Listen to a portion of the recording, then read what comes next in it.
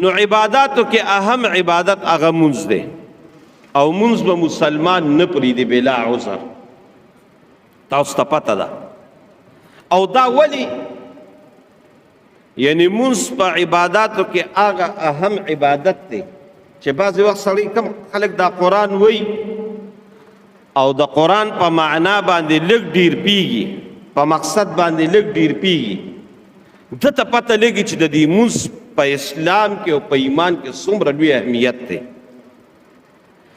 ګوره موږ او تاسو وایي موږ مسلمانان او خپل رب خالق او مالک ګڼو چې دا رب موږ ته څه وایي موږ به منو، او رب هم د حاکمیت لوی مظهر ګرځولی دی او پکار دي چې ویې ګرځو. اصل مسلمان دقه دی چې د الله حاکمیت ومني چې الله ما ته څه وایي بس ټیک ده.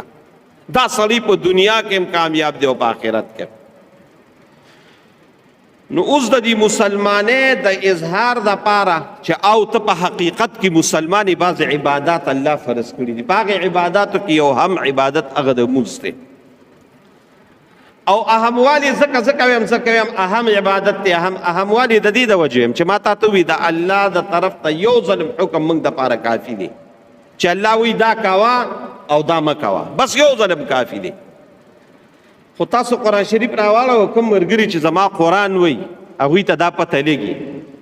د دې تفسیر علماو یو مجموعه جوړه کړې ده چې الله رب العالمین صراحتاً لکه بالکل تاسو ته په انګلیش کې کلیر کټ وایي صفا علی الاعلان په قرآن شریف کې قاری صاحب محترم 72 کرته د مونځ حکم کړی، 72 کرته وابګل جی صاحب په خولې یادېږي. ای د الله د طرف نه یو ظلم موږ له کافي و چې دا کار کوه دا کار مه کوه. 72 کرتې عقل حیرانېږي او دا حکم د چا دی؟ د الله دی. دا الله یو داسې ذات دی چې الله وی کوه ښه، چې الله وی مه کوه ښه. خو چې بار بار بار بار الله د یو خبرې حکم کوي چې دا کوه، دا د دې خبرې دلیل دی چې یاره دا کم حکم چې دی دا ډېر اهمیت لري، ډېر لوی مقام لري. ځکه الله بار بار وایي چې واقیموا الصلاة واقیموا الصلاة واقیموا الصلاة وامر اهلک بالصلاة وغیره وغیره ډېر آیاتونه دي. بیا بعضې وخت زه حیران شم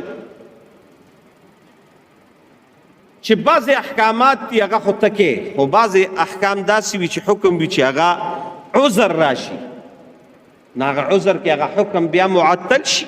لکه بالمثال په طور روجه راله، اوس یوه روجه چا وخوړه قصدن عمدن، رسول الله مبارک وی خو دې ټول عمر روجي ونیسي د هغې یو ورځې قصدن عمدن د روجي نعم البدل به جوړ نشي مجاب. خو عذر راغی، چې عذر راغی الله وی ونیسه. قرآن شریف کې الله صاحب حکم کړی دی وین کنتم مرضى او علی سفر فعدة من ایام اخر، بیا وروسته ونیسه روجه وخوره. ولې عذر راغی؟ د مونځ په باره کې چې عذر راغی نو څنګه چل دی؟ ګوره ما ته وګورئ، الله وی مونځ کوه په ولاړه کوي، موږ او تاسو کوو، الله دې دقه صحت او عافیت هر وخت نصیب کړي. یاره داسې وخت راغی چې اوس بیمار شوې، نو الله وی زه چې په ولاړه نشي کولی اوس یې په ناسته کوه. په ناسته لګیا یې مونځ کې، په ناسته که دومره بیمار شوې چې اوس د ناستې نه ووتې، نو قرآن شریف کې هم دی او په احادیثو کې هم دی چې بیا یې په ناسته نشي کولی نو بیا یې په اشاره کوه، بیا یې په اشاره کوه. تاسو ته د اشارې د مونځ پته لګي، نیت په وتړې او د رکوع دپاره به لږ سر ښکته کړې او د سجدې دپاره به لږ په اشاره کوه، مونځ به نه پرېږدې. او د اشارې نه مو وتې بېخوده شوې، بس بیا دقې وخت کې راته مونځ فلحال مات دی، بیا وروستو قضا راوړئ. دومره خو تیمورجانه زه یم دا ټول په خپل ځای ټیک ده. ولاړ وي بیمار شوې کېناستې، ناست وي بیمار شوې سملاستې، په اشاره شوې، خو بیا به کې زه یم دا خبرې په خپل ځای ډېر دي. قاري صاحب د انسان په زندګۍ کې د ټولو نه سخت وخت هغه ته چې کله ډز او ګولې ته ودرېږي، تورې ته ودرېږي، دا ډېر سخت وخت دی، دا ډېر سخت وخت دی. د انسان د زندګۍ سوال پکې ته په میدان د جهاد کې وخت راغی د مونځ، اوس په مونځ سره څه چل کې؟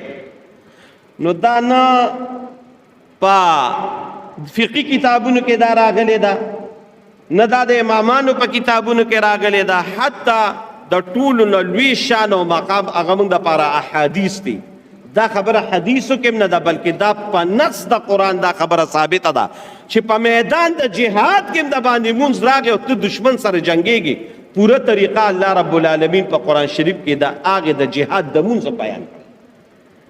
څه شو قاریان؟ وإذا كنت فيه فأقمت لهم الصلاة فلتقم طائفة منهم معك وليأخذوا حذرهم وأسلحتهم فإذا سجدوا من ورائكم فلتأت طائفة أخرى لم يصلوا فليصلوا معك. یو جهاد دی، یو ډله به ودرېږي مونځ به کوي، بل ډله به لګیایي دغه به کوي، د دشمن مقابله به کوي. یو رکعت وشو، دا یو رکعت په لار شي د دشمن مقابله به کوي، دا بل به راشي بل رکعت به وکړي، چې بل رکعت وکړي دا به لاړه شي هغه لومبي والا به راشي دویم رکعت به وکړي، دی چې دا دویم رکعت وکړي هغه بله به راشي هغه خپل بل رکعت به وکړي. په دې طریقه باندې په میدان د جهاد کې چې ستا په سټ توره پرته ده الله وي مونځ به نه پرېږدي. یار د دې نه زه نور څه ووایم؟ دا څومره سخت حکم دی.